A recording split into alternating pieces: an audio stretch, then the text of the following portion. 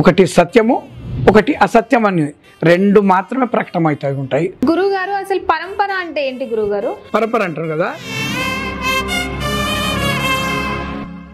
మీకంటూ గురువు ఎవరైనా ఉంటారా? గురువు ఎడ్డోడై చెప్తే శిష్యుడు గుడ్డోడై చూడాలి. రమ్మని అడుగుతున్నారు కదా, అంటే మా బోధనలోకి రండి అని చెప్పి. ఆమె అడగలే. మిమ్మల్ని ఆచరించాలి అని అంటే ఎలా గుర్తించాలి? అంటే మీరు చూడడానికి మామూలు మనిషిలాగే ఉన్నారు.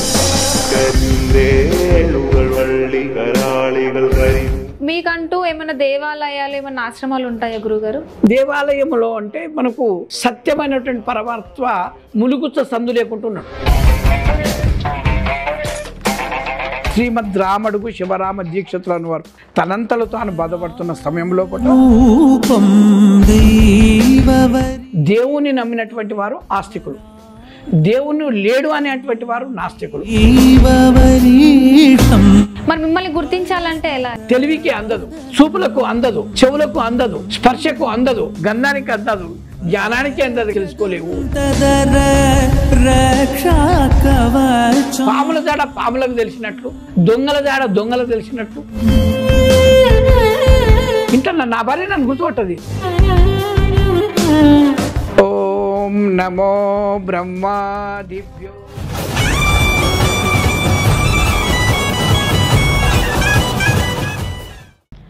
హాయ్, హలో, నమస్తే, వెల్కమ్ టు దార్వి స్టూడియో. నేను మీ అక్షితా నాయుడు.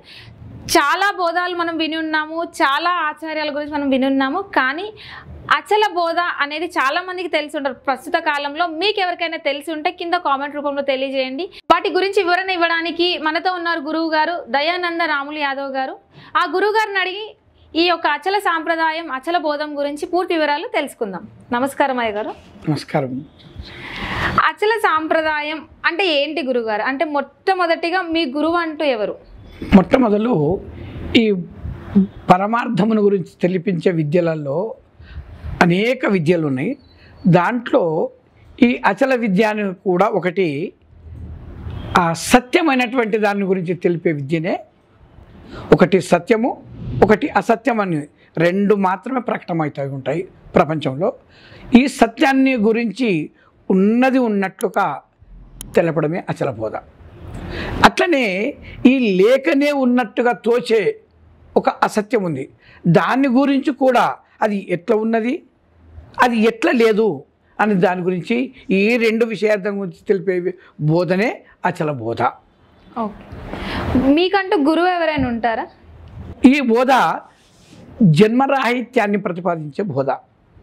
ఈ బోధ ఒక మనుషులు ప్రతిపాదించింది కాదు. ఓకే, దీన్ని మొట్టమొదలు దక్షిణామూర్తి నుంచి ప్రారంభమైంది. ఓకే, దక్షిణామూర్తి నుంచి విష్ణువుకు, విష్ణువు నుంచి బ్రహ్మకు, సూర్యునికి, మహేశ్వరునికి, యాజ్ఞవల్కి, జనకునికి, జనక మహారాజుకు, శుకబ్రహ్మకు, మళ్ళా సాందీపునికి, శ్రీకృష్ణ పరమాత్మకు, రుక్మిణాంబకు, ఉద్ధవ అర్జునులకు, అది ద్వాపర యుగం వరకు. ఆ నుంచి అంబికా శివయోగి సుబ్రహ్మణ్యము, అచల గురు వేమన్న, తిరువెంగళ వెంకయార్యులు, తర్వాత శ్రీ ఆళ్వారులు, మళ్ళా శ్రీమద్రాముడు మన శ్రీధర స్వాముల వారు పండర్పుర క్షేత్రవాసులు, అంతవరకు దాకా ఇది ఆనంద సాంప్రదాయముగా ప్రసిద్ధిగాంచింది. అప్పుడు శ్రీధర స్వాముల వారు చివరి అవసాన దశలో ఉన్నప్పుడు ఆయన తనతో అయ్యో ఇంతవరకు ఆగిపోతుందా ఏమి, అంత మహానుభావులు ఎవరు వస్తలేడు అని తనంతలో తాను బాధపడుతున్న సమయంలో పూట మన తెలంగాణ రాష్ట్రంలోని తెలుగు రాష్ట్రాలలో తెలంగాణ లోపట నల్గొండ జిల్లా, అప్పుడు నల్గొండ జిల్లా, ఇప్పుడు చౌటుప్పల్ దగ్గర సమస్త నారాయణపురం అనే గ్రామం లోపట వైదిక బ్రాహ్మణోత్తముడైనటువంటి శ్రీమద్ రామడుగు శివరామ దీక్షితులు అనేవారు బ్రాహ్మణోత్తములు, శ్రోత్రియ బ్రహ్మనిష్ఠులు, మహా నిష్ఠాపరులు, వేదాంతాలన్నిటిని కూడా అవపోషించినటువంటి మహానుభావులు. ఈ అచల సాంప్రదాయం ఎక్కడి నుంచి వచ్చింది అన్నారు కదా, గురు పరంపర. పరంపర అంటే తనకు తాను ప్రతిపాదించును కాదు, తన గురువు తనకు, తన గురువు తనకు, ఇట్లా వారి గురువు చేసుకుంటూ పోతే మొదటి గురువు అయిన వారి ఎక్కడి నుంచి వచ్చిందంటే దానికి శ్లోకం.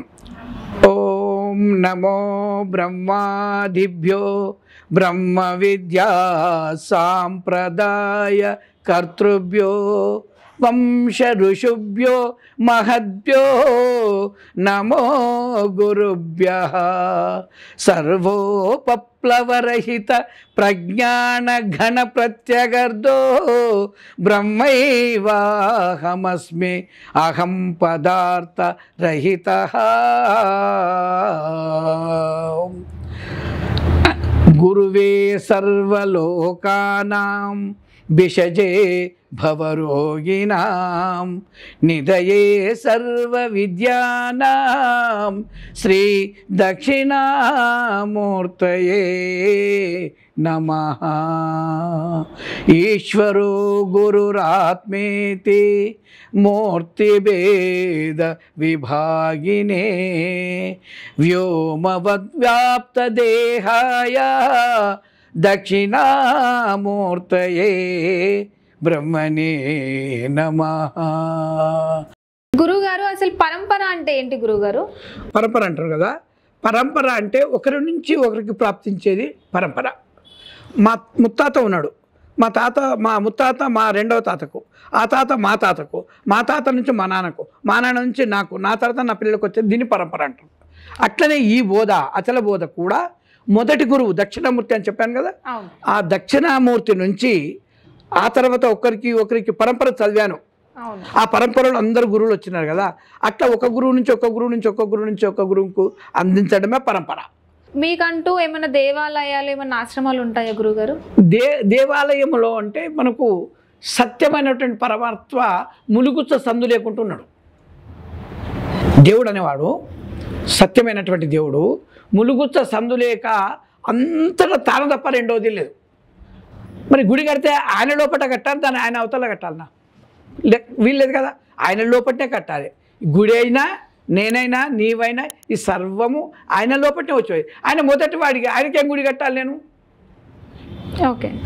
కాబట్టి ఆ ఉన్న దాంట్లోపట అనేక అంతరిక్షము, ఆకాశము, వాయువు, అగ్ని, జలము, పృథ్వీ, చెట్లు, జామలు, సర్వము, గుళ్ళు, గోపురాలు, గుట్టలు, నదులు, ఏర్లు అన్నీ కూడా ఆయన లోపలనే ఉన్నాయి. ఇంకా ఆయనకే గుడి కట్టాలి నేను? గుడి లేదు. గుడి ఉంటే నేను వద్దని అంటలేము. గుడికి పోవచ్చు, నమస్కారం పెట్టవచ్చు, పూజలు చేయొచ్చు, అన్నీ చేయొచ్చు. కానీ తత్వము తెలుసుకున్నటువంటి వారికి మాత్రమే ఈ గురు పరంపర అవసరం.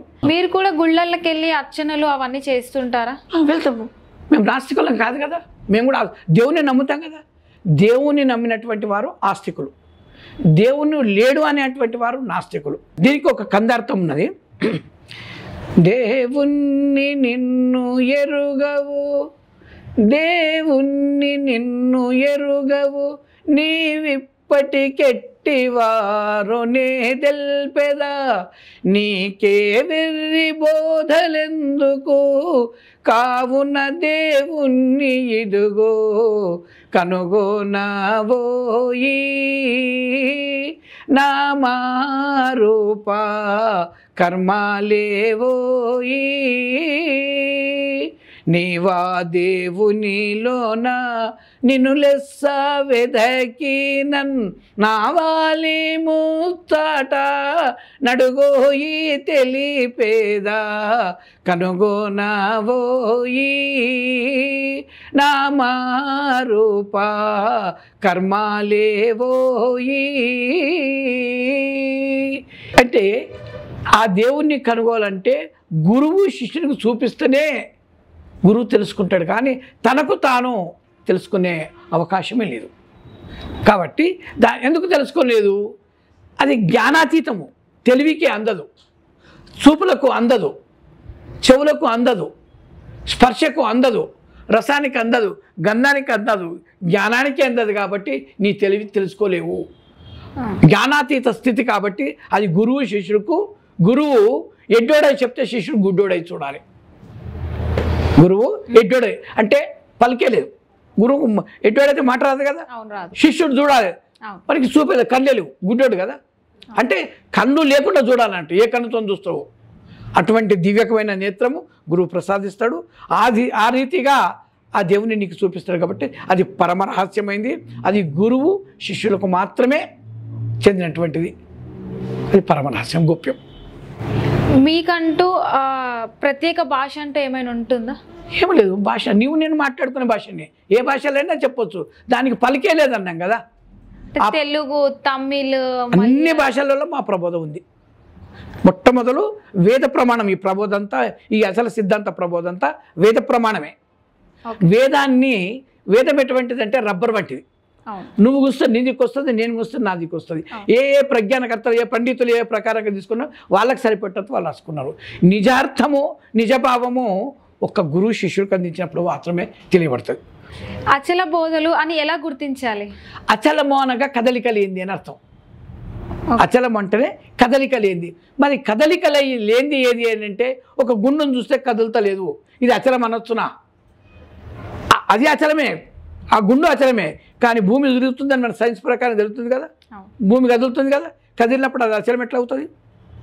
మరి మిమ్మల్ని గుర్తించాలంటే ఎలా? మమ్మల్ని ఎట్లా? ఆ ఉనికి పాముల జాడ పాములకు తెలిసినట్లు, దొంగల జాడ దొంగలకు తెలిసినట్లు కదా, తాగుబోతున్న జాడ తాగుబోతుని తెలిసినట్టు ఈ అచల సాంప్రదాయ సిద్ధాంతం లోపట ఆ ఉనికి వాళ్ళను కలిగిస్తే కానీ అప్పుడు బయటపడదు. వీళ్ళకు ప్రత్యేకమైన వేషాలు లేవు, వీళ్ళకు జటాజోటాలు లేవు, కాషాయ వస్త్రాలు లేవు, కమండలాలు లేవు, ఏమీ లేవు. రాజయోగము. నీవు ఏ పని చేసుకుంటావో ఎట్లుంటావో అన్ని కార్యక్రమాలు చేసుకో. నీ భార్య, పిల్లలు, సంసారము, తల్లి తండ్రులు, నీ ఇరుగు పొరుగు లోకము అన్నిటిని బాగొచ్చు ఉండేటట్టు చూడు. అందులో నీవు బాగుండొచ్చు. ఉండి నీ సమయాన్ని ఎంత సమయాన్ని దేనికి కేటాయిస్తావో కేటాయించిన తర్వాత మిగిలిన సమయానికి నీ కోసం వినియోగించుకో. ఏది నీ గురువు చెప్పిన విధానం ఏది ఉందో అన్ని పనులు అయిపోయాక దానికోసం కేటాయించు. మీ అచల సాంప్రదాయము, అచల బోధ అనేది మీరు ఒక్కరే పాటిస్తారా? ఇంట్లో ఉన్న ప్రతి ఒక్కరు కూడా పాటించాలని రూల్ ఏమైనా ఉంటుందా? ఇది మంచి ప్రశ్న. అందరూ పాటించాలి కదా. ఆకలి అయితే నేను తింటాను ఆకలి తిడుతుందా? ఇంట్లో అందరూ తింటా ఆకలి తిడుతుందా? మీకు ఆకలి, నాకు జ్వరం వస్తే నేను తినాలా? మా అందరూ ఇంట్లో అందరూ తినాలా? మీరు తినాలి. నాకు జననము మరణం అనే బాధ నాకు కలిగింది. దానికోసం దాని నివారణ కోసం నేను ప్రయత్నం చేయాలి. అది నేను పొందాల్సిందే. అయితే నాతో పాటు వాళ్ళు వస్తే మంచిదే. కానీ రాకుండా నేను బలవంతంగా తీసుకొని ఎవరిని మేము బలవంతం పెట్టేది ఉండదు ఇందులో. వాడి కోసం మీరు అన్నారు కదా ఇంతకు ముందు ఒక ఆడవారు ఇలా అడిగి, అంటే తెలియని కొన్ని ప్రశ్నలు అడిగినందుకు పలానా గురువు గారి దగ్గరికి రా అని చెప్పి అడిగిందని. అంటే మీరు రమ్మని అడుగుతున్నారు కదా, అంటే మా బోధనలోకి రండి అని చెప్పి. ఆమె అడగలే, ఆమె రమ్మని చెప్పరా? ఆమె సహజంగా ఇప్పుడు మనం కూర్చుని మాట్లాడుకుంటున్నాము. మీకు ఇలా సంశయం వచ్చింది అడుగుతున్నారు కదా, మనం ఇప్పుడు కూర్చోకపోతే అడగగానే పోతుంటే కదా. ఆమె పని మీద ఆమె చేసుకుంటూ ఒక తత్వం చదివింది. ఇప్పుడు చదివిండే కదా, దేవుణ్ణి నేను కందర్థం చదివిండు. అది చదివినప్పుడు అయ్యా దీన్ని దేవుడు అంటే అంటున్నారు ఏందని ప్రశ్న అనుమానం వస్తేనే అడుగుతారు కదా. అట్లనే ఆమె వాడుతుండగా నాకు అనుమానం వచ్చింది. ఏంటిది ఈ పరమరహస్యం, ఈ తత్వం వల్ల మాట మాట్లాడింది, ఇది ఏంది అని చెప్పి ఆమెకు అనుమానం వచ్చింది కాబట్టి దాన్ని అడిగాడు. ఆమె రమ్మని అంటే కదా, నా ఇంట నువ్వు రా, నేను తీసుకుపోయి నీకు చూపిస్తాను. ఈయన అడిగితే అన్నది, నువ్వు రమ్మంటే నేను ఇప్పుడు రాను, నా ఉన్నప్పుడు వస్తానని చెప్పింది. కానీ ఆమె రమ్మని అంటే కదా. అట్టని ఈ బోధలకు రమ్మని ఇవ్వాలి, బలవంతం చేసేది లేదు కదా. రుచి పుడితే పును, నేనేమి అనబోతే నీకేమి దోచునో, లేని నిష్ఠూరము లేకుండుటే లేసా. నీకు రుచి పుడితే వస్తావు, రుచి లేకపోతే వద్దునైనా మీద మీ వాడు నాదో నేను పోతాను. నీ మార్గం నీది, నా మార్గం నాది కదా. మంచిగా అనిపిస్తే ఎవరో ముఖం కదా. మీకంటూ ప్రత్యేకమైన పండుగలు ఏమైనా ఉంటాయా? అన్నీ మాకు సంతోషమే మా పండుగ. ప్రత్యేకించి ఇట్లా చేసి లైన్ నువ్వు అప్పులు చేసుకొని ఇట్లా పండుగ చేయమని ఏమి ఉండదు. నీవు ఎవరిని బాధ పెట్టకుండా, తాను బాధకుండా భార్య పిల్లలు ఆనందంగా స్థితిలో ఎప్పుడు ఉంటామో నీ ఆనందమే నీకు పెద్ద పండుగ, నీ సంతోషమే పెద్ద పండుగ. అంతకంటే మించి పండుగ లేదు కదా. మీ యొక్క అచల బోధకులు మాంసాహారము, మందు ఇవన్నీ కూడా స్వీకరిస్తారు? ఏమీ లేవు. ఇష్టం ఉంటే తింటే వద్దనేది లేదు. కానీ బ్రహ్మ విద్యను అభ్యసించాలంటే బ్రహ్మతత్వం రావాలి కదా. ఒక జీవిని బాధ పెట్టడము, ఒక ప్రాణిని బాధ పెట్టడం, త్రికరణ శుద్ధి అంటే మనసా వాచా కర్మణ శుద్ధుడై ఉండాలి. ఏ ప్రాణిని కూడా బాధ పెట్టదు. మరి మాంసాహారం ఒప్పుకొస్తా? ఇది వేదాంత విద్య, వేద విద్య కదా. అంటే ఇప్పుడు చాలా మంది తింటున్నారు కదా, మరి వాళ్ళు ఏమనాలిగా? వాళ్ళకు వద్దని అనలేము. అసలు మాత్రం ఇది నిషిద్ధమే. తినడానికి తాగడానికి లేదు ఇంట్లో. కానీ నేను తింటా తాగుతా అంటే నీకేం చేసేది మనం.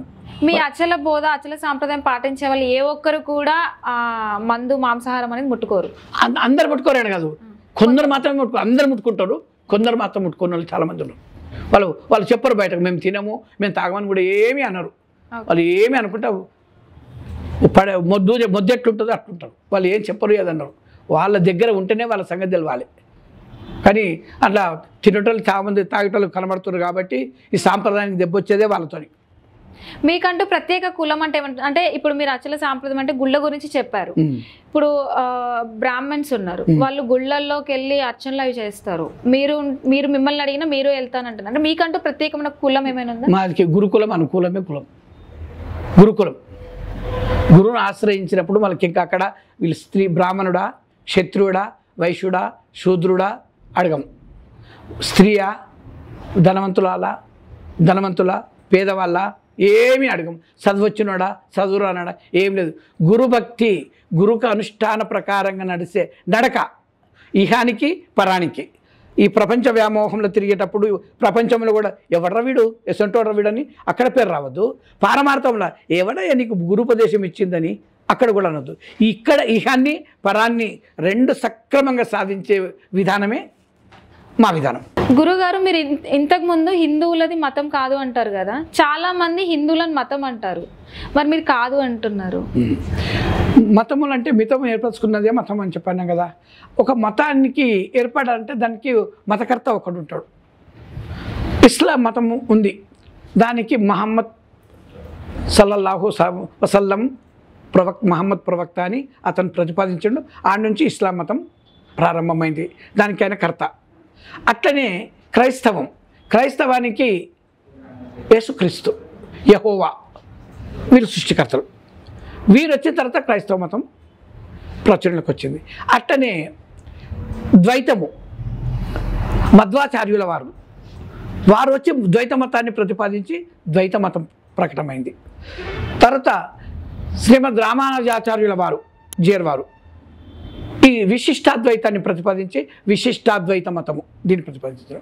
దాని తర్వాత అదే ప్రకారంగా అద్వైత మత కర్త ఎవరు, ఆదిశంకరుడు. వారు వచ్చి ఈ అద్వైత మతాన్ని ఆయన ప్రతిపాదించారు. అంటే ఈ ఒక మతాన్ని ప్రతిపాదించాలంటే దానికి కర్త ఒకడు ఉండాలి, దానికి నియమ నిబంధనలు ఒక పద్ధతులు ఉండాలి.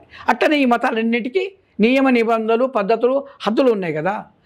అట్లనే ఈ సనాతన ధర్మమైనటువంటి హిందుత్వము దీనికి ఎవరైనా కర్త ఉన్నారా? దీనికి ఒక ఆరంభికుడు అంటే సృష్టికర్త ఒకడు లేడు. దీనికి విధి విధానాలు అనేది ఒకటి లేవు. సత్యము ధర్మం అనే రెండే ఎప్పటికి ఉండేది సనాతనం. ధర్మం అనగా ఎట్లా ఉండాలనో ఈ విధి విధానాలు రెండు ఏర్పాటు చేసిందే సనాతన ధర్మం. ఆ ప్రకారంగా మనం ఎట్లా ఉండాలనే విధి విధానాలు మనకు వేదం ప్రతిపాదించింది. ఆ పద్ధతిగా ఉండాలి. దానివల్ల ఇతరులకు బాధ ఉండదు, తను బాధపడదు. నేను ఎట్లా లోకమంతా బాగుండాలి, ఆ లోకంలో నా దేశం బాగుండాలి, ఆ దేశం బాగుంటే ఆ దేశంలో నా రాష్ట్రం బాగుండాలి, నా రాష్ట్రంలో నా జిల్లా బాగుండాలి, నా జిల్లాలో నా మండలం బాగుండాలి, నా మండలంలో నా గ్రామం బాగుండాలి, నా మండలంలో నా వాడ బాగుండాలి, నా వాడలో నా ఇల్లు బాగుండాలి, నా ఇంటిలో మా వారంతా బాగుండాలి, వారందరిలో నేను బాగుండాలి. ఇంత అంటే లోకం క్షేమాన్ని కోరుకుంటున్నాం కదా. అటువంటి సనాతన ధర్మం మనది. మేము మాత్రం బాగుండాలి, ఎదుటి ఏమన్నా కానీ కాదు. కాబట్టి అందరం బాగుండాలనే కోరికనే మన సనాతన ధర్మము. అటువంటి ధర్మం ఉన్నందుకు మనము బాగా గర్వపడాలి, ఆనందపడాలి. తర్వాత ఈరోజు మనం మాట్లాడుకున్నది ముఖ్యంగా శివరామ దీక్షితులు, శ్రీమద్ రామడుగు శివరామ దీక్షితుల గురించి ప్రస్తావన తీసుకొని మనం ఈ సమావేశం ఏర్పాటు చేసుకున్నాము. ఆ మహానుభావుడు ఎట్లా ఆ సత్యాన్ని గ్రహించి ఎట్లా ప్రకటమైండో బయట ఎదురుగలిండో చెప్పుకున్నాం ఇంతవరకు. ఆ మహాత్ముడు పుట్టిన ఊరు ఇక్కడ చౌటుప్పల్ దగ్గర, నల్గొండ జిల్లా చౌటుప్పల్ దగ్గర సమస్థాన్ నారాయణపురం లోపల రామడుగు అనే వంశం లోపల బ్రాహ్మణులు, వైదిక బ్రాహ్మణులు.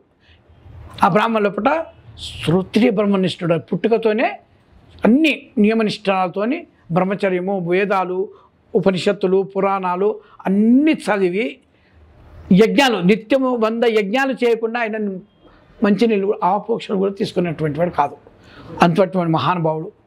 ఆయన తల్లిదండ్రుల గురించి రామడుగు వంశానికి చెందినటువంటి వైదిక బ్రాహ్మణులు తల్లి నిర్మలాంబ, తండ్రి విశ్వనాథ శాస్త్రి వారులు, వాళ్ళ గర్భమందు ఈ శివరామ దీక్షితులను వారు 1690వ సంవత్సరం లోపట నాడు జననమందినారు. వారు 100 సంవత్సరాలకు పైనే జీవించి ఉన్నట్టు మనకు ఆధారాలు ఉన్నాయి. అంత మహానుభావుడు ఎన్నో ప్రకారాల కృషి చేసి ఈ ప్రబోధను తేటతెల్లముగా చేసి ఇప్పుడు తెలుగు వారికే కాక నానా రాష్ట్రాలలో అన్ని రాష్ట్రాలలో అన్ని దేశాల్లో ఈ ప్రబోధ ఇంగ్లీషు, హిందీ, మరాఠీ ఇన్ని భాషలకు అనువదింపబడి ప్రపంచవ్యాప్తంగా కూడా వ్యాప్తి చేయడానికి ప్రయత్నాలు జరుగుతూ ఉన్నాయి. దీనికి మహానుభావులు చాలామంది కృషి చేస్తున్నారు. ఆ పరంపర చాలా అయిన మహానుభావునికి ఎంత చేసినా ఈరోజు మేము భగవంతుని తెలుసుకున్నాము, భగవంతుని చూసినాము అనే స్థాయికి తెచ్చినటువంటి వారు మహానుభావులు. లేకపోతే మనమంతా ఈ క్షుద్ర పూజలైనటువంటి అంటే భగవంతుని ఎక్కడ చూశారు గురుగారు మీరు? నీ ఉన్న చోటనే అంతటా ఉన్నాడు కాబట్టి ఆయన ఒక దేశానికి కాలానికి చెందినటువంటి వాడు కాదు, అనంతమైన. ప్రస్తుత కాలంలో దేవుడు లేడు, దయ్యమే ఉంది అని అంటారు. అంటారు కదా, వాళ్ళు చూసి అన్నారా చూడకన్నారా? దేవుడిని చూసిండ్రా? చూసినట్టు కూడా మాకు తెలియదు కదా. మీరు చెప్పింది మేము వింటాం, వాళ్ళు చెప్పింది మేము వింటారు కదా. నీకు నమ్మకం ఉంది ఏది ఉన్నది? నమ్మకం కాదు. ఇప్పుడు చక్కెర నీకు నోట్లో వేసిన తర్వాత సప్పగుందా తీయగుందా అంటే ఏమంటావు? తీయగుందా. నీకు ఎట్లుందంటే అందరికీ తీయగుంటేనే తీయగున్నట్టు, నాకు మాత్రం చేసేది ఉన్నది. ఎందుకలా? ఎందుకంటే నా నాలుకకి జ్వరం వచ్చింది, నాకు జ్వరం వచ్చింది, నాలుక చెడిపోయింది. కాబట్టి మీ అందరికి తీయకుండా నాకు మాత్రం చేదు ఉంది. అంటే చక్కెర దోషమా? అది లేదు, మీ దోషం. అది నాలుక దోషమే కదా. కాబట్టి నాకు చేదు లేదా? చేదు అనిపిస్తుంది. చేదే ఉంటుందని నేను ప్రతిపాదిస్తే నువ్వేం నవ్వుతావు కదా, అరే అజ్ఞానం కాబట్టి నీకేం కాదు అని అంటావు కదా. అట్లనే ఈ ఆస్తికులు నాస్తికులు, ఈ ఆస్తికులు కూడా దేవుణ్ణి చూసి దేవుడు ఉన్నాడని అనలే. ఈ నాస్తికులు దేవుని వెతికి చూసి దేవుడు ఎక్కడ లేడని చెప్పి వీళ్ళు అనలే. వీళ్ళు కూడా అనుమాన ప్రమాణంతోనే, వాళ్ళు కూడా అనుమాన ప్రమాణంతోనే లేడని వాళ్ళే నిశ్చయించుకున్నారు, ఉన్నాడని వీళ్ళే నిశ్చయించుకున్నారు. కానీ ఉన్నది ఉన్నట్టు గురు పరంపరగా వస్తే చూసినట్టుంటే నీతో నువ్వే అంటావు, అరే దేవుడు అంతటా ఉన్నాడు, ఆయనకు నామ రూప క్రియలు లేవు, ఆయన పురుషుడు కాదు, స్త్రీ కాదు, నపుంసకుడు అంతకంటే కాదు, ఆయనకు పుట్టుక లేదు, ఆయనకు చావు లేదు, ఆయనకు కాళ్ళు చెవులు లేవు, ఆకారం లేదు, వికారం లేదు, ఏమీ లేవు. మరి ప్రస్తుతం గుళ్ళు ఇప్పుడు శివాలయం కానివ్వండి, ఎల్లమ్మ పూజ, ఇది మతం, మళ్ళీ ఈ మతాలకు సంబంధించినవి. శైవ మతం అంటే దేవుళ్ళు అంటారు కదా, అంటారు, వాళ్ళ మతాలకు సంబంధించినవి కదా. శైవ మతం శివుని మాత్రమే పూజిస్తారు. ఆడికి పోయి జై శ్రీమన్నారాయణ అంటే వాళ్ళు ఒప్పుకోరు, అయ్యా బయటకు అంటారు. అదే శ్రీమన్న విశ్వనారాయణ మన ఈ సమతం ఉన్నది కదా రామానుజాకాడి, ఆడికి హరహర మహాదేవ అంటాం, అరే నన్నే బయటికి వెళ్ళు అని అంటారు. ఇవన్నీ మతాలకు సంబంధించినవి. నిజమైన దేవుడు ఒక మతానికి సంబంధం కాదు. నామరూపాలు లేవని చెప్పన్నప్పుడు దానికి ఏదానికి పెడితే ఎక్కబడతావు? ఆయన పురుషుడు కాదు, స్త్రీ కాదు, నపుంసకుడు కాదు, వికారం కాదు, ఆకారం కాదు, గుణము కాదు, ఏది కాదు. ఏది కాకుండా ఎట్లున్నదో తెలుసుకోవాలంటే అది గురువు అందిస్తేనే శిష్యుడు అందుకుంటాడు. అది పరమ రహస్యమైందని చెప్తున్నాం కాబట్టి అది ఇప్పుడు నీకు నేను చెప్పు చూపరాదు. నా గురువు నాకు అందించాడు. మీ గురువు గారు ఎవరు? మా గురువు మెదక్ జిల్లా సిద్దిపేట దగ్గర భూంపల్లి మండలము కాజీపురం గ్రామము శ్రీమద్ రామడుగు శివరామ దీక్షితీయ సాంప్రదాయం లోపల సచ్చిదానంద పగడాల వెంకటేశ్వర అవధూత నుంచి సదానంద శివపుర విశ్వనాథాచార్యులు, తర్వాత వజ్జల గురులింగార్యులు, శ్రీ దైత లక్ష్మణార్యులు, వారి శిష్యులు శ్రీ పూర్ణానంద దుర్గం జనార్దనాచార్యులు, నేను మా గ్రామము విభురామపురం చేగుంట మండలం మెదక్ జిల్లా తెలంగాణ రాష్ట్రం వారిని ఆశ్రయించి వారి పాదసేవి చేసి వారి ద్వారా ఉపదేశం పొందుకొని నాకు ఆ పరిపూర్ణ సూచన పరమరహస్యమైనటువంటి విధి విధానం అంతా నాకు అందజేస్తున్నాను. అదేవిధంగా ఈ సమస్త నారాయణపురం లోపలనే మహానుభావుడు ఆ నారాయణ శ్రీమద్ రామడుగు శివరాజీక్షితుల వారి ఊరిలోనే వాళ్ళకి పుట్టి శ్రీ పరిపూర్ణానంద చదురుపల్లి గోపారాజుల వారు కూడా ఆ గ్రామానికి చెందిన వారు కాబట్టి మేము చాలా ఆనందము తృప్తిపడుతున్నాము. వారి శిష్యరత్నము పుత్రరత్నము శ్రీ కరుణానంద చదురుపల్లి కృష్ణమూర్తి ఆర్యుల వారి శిష్యరత్నమే ఈ చైతన్యానంద జిల్లా యాదగిరి ఆర్యుల వారు. అదేవిధంగా ఈ హయత్ నగర్ పక్కకే పసుమామల అక్కడ ఉన్నటువంటి ఈ శివరామ దీక్ష సాంప్రదాయానికి చెందిన పరంపరాచార్యులైనటువంటి శ్రీ నిర్మలానంద రుద్రగోని శెట్టి నారాయణ ఆర్యుల వారి ప్రియ శిష్యరత్నమైనటువంటి శ్రీ సమిష్టి బోధానంద వేముల భిక్షపతార్యుల వారు. ఇదంతా వీరంతా కూడా ఈ శివరామ దీక్షిత సాంప్రదాయానికి చెందిన గురు పరంపరాచార్యులే. వీరంతా కృషి ద్వారా సేవ ద్వారా దీనికి అంత కష్టపడవలసిన పనే లేదు. మంచి పరిపూర్ణ శరణాగతి అయితే చాలు, అంత భారమైన చూసుకుంటాడు. ఎప్పుడెప్పుడు ఎట్లా తీయాలనో అంటే ఇప్పుడు కన్న తల్లి తన పిల్లకు ఎప్పుడు ఏమి పెట్టాలి, ఎప్పుడే ప్రకారం చేయాలి ఆ బిడ్డ అడగదు. ఆ తల్లికి అన్నీ తెలుసు. ఎప్పుడు పాలు తాగిపోయాలి, ఎప్పుడు ముగ్గు పెట్టాలి, ఎప్పుడు ముద్దలు తినిపించాలి, ఎప్పుడు అన్నీ అట్లనే నా గురువుకు నన్ను ఎప్పుడెప్పుడు ఏ ప్రకారంగా కడతీర్చాలనో అన్నీ ఆయనకు తెలుసు. కానీ ఎన్ని సంవత్సరాలు అవుతుంది గురువుగారు మీరు ఈ ఆచార్య బోధలకు వచ్చి? నేను దాదాపు 1983 సంవత్సరంలో నేను ఉపదేశం తీసుకున్నాను. ఆ రోజు నుంచి మొదలు అంత జిజ్ఞాస కలగలే. అందరితో పాటు నేను తీసుకున్నా కదా మామూలుగానే ఉన్నా. అప్పట్లో మీ వయసు ఎంత ఉంటుంది? నాకు 26 వయసు. అప్పుడు తీసుకునే నాకు పెద్దగాలే. కానీ పోతుంటా ఇటువంటి మహానుభావులు అక్కడ పూజలలో కలుస్తారుగా, వాళ్ళు చేసే వాదోపవాదాలు వినుకుంటా అప్పుడు నిన్న నా గురువుని అడగాలి, ఇది నాకు అర్థమైతే లేదని మళ్ళీ గురువు దగ్గరికి పోతే ఆయన అందించడము, మళ్ళీ పోవడము, మళ్ళీ వాళ్ళకి నేను చెప్పినప్పుడు అది సరిగున్నది అని చెప్తే మళ్ళీ వాళ్ళు అడుగుతుంటే ఇంకో ప్రశ్న. ఇట్లా ఈ క్రమంగా ఈ సత్సంగాల్లో పాల్గొనడం వల్ల ఈరోజు మహానుభావుని వల్ల నాకు నా జన్మ రాహిత్యమైందని గర్వంగా చెప్పుకోగలుగుతాను. నేను లేను.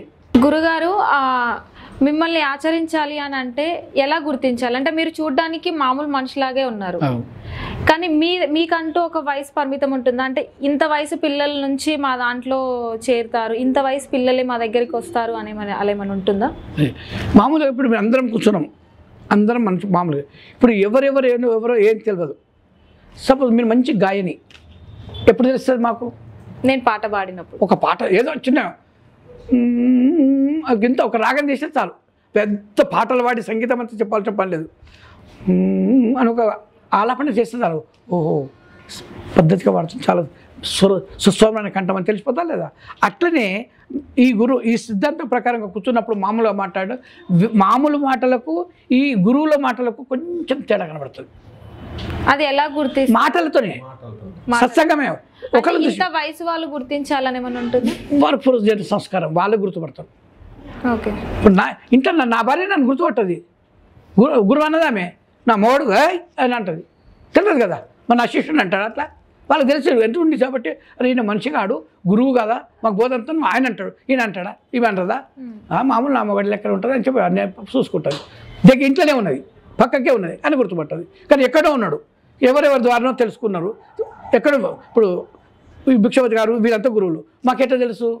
ఎక్కడో సత్సంగాలు అనుకుంటే అరే మామూలు పాయింట్ పుష్ప దొరుకుతుంది మామూలుగానే అనుకుంటున్నాను. కానీ ఈయన ఒక పాటనో లేకపోతే ఒక పద్యమో ఒక శ్లోకం అంటే ఓహో పాడిండు చెప్పిండు, ఆయన దగ్గర ఉంది, ఈయన గురువు. ఇంట ఉండనన్నా ఎంటన్నాను ఉంటే తెలుస్తుంది. కానీ వేషభూషాలతో పని లేదు, మాట సత్సంగం ద్వారా తెలుస్తుంది ఇంతే.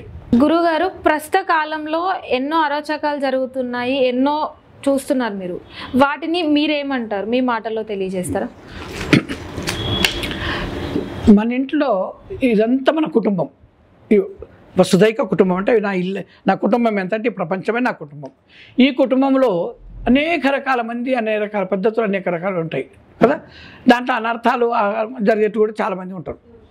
నా కుటుంబంలో 10 మంది ఉంటే 10 మందిలో ఒకడు మంచివాడు ఉంటాడు, ఒకడు తాగుపోతుంటాడు, ఒకడు దొంగ ఉంటాడు, ఒకడు ఉంటాడు. ఇంతమంది నేనేం చేయాలి? చూసుకుంటూ ఒప్పుకోలేను కదా. కాబట్టి వారికి సామ దాన భేద దండోపాయాల ద్వారా పరిష్కరించాలి. ఎవరు? ఇంటి పెద్ద ఎవరైతే ఉంటారో ఆయననే పెద్ద, నేనే పెద్ద తాగుపోతున్నాను, ఇంకా నేను వాళ్ళకి ఏం చెప్తా? నేనే పెద్ద దొంగను, వాళ్ళ దొంగను నేను అరకట్టిస్తా? ఇవన్నీ చేయలేను కదా. నేను సమర్థవంతుని, అన్ని ఆదర్శప్రాయుని, ధర్మాలు తెలిసినటువంటి అయితే ఇది కాదని నేను ఖండిస్తా కదా. ఎప్పుడు రావణ యుద్ధం జరిగిందంటే రాముడికి ఏమన్నా రావణుడు పగన కదా, ఆయన వలన ఎంతోమంది బాధపడ్డారు, ఎంతో అయింది కాబట్టి రాముడు చంపేసిండా లేదా? పాండవ కౌరవుల యుద్ధంలో కూడా వాళ్ళ అనర్థాలు ధర్మాన్ని కాపాడుకోవడానికి యుద్ధం చేసిండ్రా, లేకపోతే వాళ్ళు కావాలని పాల్గొని చంపేసిండ్రా? ధర్మాన్ని కాపాడడానికి కదా వాళ్ళు చేసే అధర్మాలు కదా. అట్లనే ఈ అధర్మాల కోసము ఎవరైతే అధర్మాన్ని పాటిస్తారో అధర్మము వలన లోకమంతా బాధపడుతుంది కాబట్టి దాన్ని ఈ చతుర్విధంగా సామ దాన భేద దండ మరి చెప్తే కూడా వింటలేడు, చెప్పి చూపిస్తే వింటలేడు, బెదిరిస్తే వింటలేడు, ఇకేం చేయాలి? అటువంటివన్నీ హతభర్తగా తప్పదు. అట్లా మొత్తం మీద ఒక్కరి వల్ల 10 మంది బాగుపడాలి కానీ ఒక్కరి వల్ల 10 మంది చెడిపోకూడదు. దానివల్ల అది లోక కళ్యాణార్థమై మేము అన్నిటికీ సిద్ధం. రాజయోగం మరి వాళ్ళని అధర్మం చేస్తుంటే ఖండితంగా ముందుంటాం, ఎవరైనా ధర్మం పాటిస్తుంటే వారికి శరణాగతి అవుతాం. అన్ని విధాలు మేము సానుకూల అందరికీ అన్ని విధాలు సాగు. మొత్తం మీద లోకా సమస్త సుఖినోభవంతు, లోకా సమస్త సుజనోభవంతు, లోకా సమస్త శాంతిర్భవతు. గురుగారు, సంస్థాన్ నారాయణపురంలో ఈ యొక్క ఆచార్యంలో గురువులు ఇంకెవరైనా ఉన్నారా? ఈ సంస్థ నారాయణపురంలో మొట్టమొదటి గురువు, ఈ సాంప్రదాయ గురువు శ్రీమద్ రామడుగు శివరామ దీక్షితుల వారు. ఆ తర్వాత అదే క్రమం లోపట ఆ గ్రామానికి చెందినటువంటి వారే శ్రీ గుండాలింగయార్యుల అనే వారు ఒకరు ఆ ఊరిలోనే పుట్టి ఈ సంప్రదాయంలో ఆశ్రయించి వారు కూడా గురువుగా చలమని అయినారు. ఆ దయానంద గుండాలింగార్యుల వారి ప్రియ శిష్యులు ఆ ఊరి వారే శ్రీ పరిపూర్ణానంద చతురపల్లి గోపాలార్యుల వారు. వారు కూడా ఈ సంస్థాన నారాయణపురానికి చెందినటువంటి వారే. వారు కూడా ఈ సాంప్రదాయాన్ని అనుసరించి ఈ దయానంద గుండలింగయార్యుల వారి పాదాలను ఆశ్రయించి ఈ ప్రబోధం విని సిద్ధి పొంది నానా దేశాల నానా ప్రకారాలుగా ఎంతోమందిని ఈ సాంప్రదాయకులు చేసి వాళ్ళని తరింపజేసినటువంటి మహానుభావుడు శ్రీ చతురపల్లి గోపాలంద పరిపూర్ణానంద చతురపల్లి గోపాలార్య ప్రభుల వారు. అట్టనే శ్రీ పసుమమ్మల నిర్మలానంద శెట్టి రుద్రగోని శెట్టి నారాయణ గౌడ్ గారు, వారు కూడా మహా ఋషి, మంచి బోధకుడు, చాలా మంచి కృషి చేసి ఎంతోమందిని చేరదీసి వాళ్ళందరికీ కూడా జన్మరాహిత స్థితిని ప్రసాదించి పొందినటువంటి వారు. వీరంతా ఈ హైతాన్ని ఎక్కడక్కడ ఈ ప్రాంతానికి చెందినటువంటి వారే. ఈ ప్రబోధం ఇంత తీసుకొచ్చింటే శివరామ దీక్షితుల వారికి ఈ సాంప్రదాయం సదా సదా రుణపడి ఉంటుంది. విన్నాం కదండి, అచల సాంప్రదాయం, అచల బోధ, అసలు దేవుడు గురించి, మతం గురించి, అన్నిటి గురించి వివరంగా మనకి పూర్తిగా అర్థమయ్యేలా చెప్పారు. మరి ఇలాంటి వీడియోస్ కోసం మా ఛానల్ని సబ్స్క్రైబ్ చేసుకొని వాళ్ళు ఉంటే సబ్స్క్రైబ్ చేసుకోండి, పక్కనే ఉన్న బెల్ ఐకాన్ని క్లిక్ చేయండి. Thank you so much.